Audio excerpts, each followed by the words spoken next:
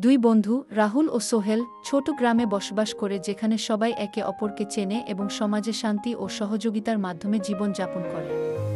তারা প্রতিদিন গ্রামের মাঠ, ঘাট এবং জঙ্গল ঘুরে বেড়ায় এবং একে অপরের সাথে মজা করে সময় কাটায়। এক রাতে গ্রামের শান্তি ভেঙে যায় যখন ডাকাতদের একটি দস্যু দল গ্রামে প্রবেশ করে। তারা গ্রামের মানুষদের উপর হামলা করে, তাদের টাকা, পয়সা, গহনা চুরি করে এবং ভয়াবহ নির্যাতন চালাতে শুরু করে। গ্রামবাসীরা আতঙ্কিত হয়ে পড়ে এবং একে অপরকে সাহায্য করতে ব্যর্থ হয়।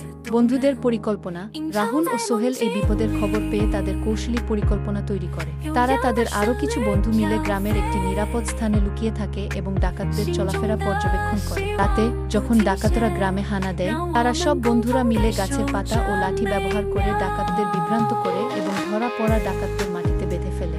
প্রশংসা ও উদযাপন। গ্রামের মানুষরা রাহুল ও সোহেলকে তাদের সাহসিকতা এবং বুদ্ধিমত্তার জন্য পুরস্কৃত করে এবং তাদের সম্মানে একটি বড় উৎসব আয়োজন করে।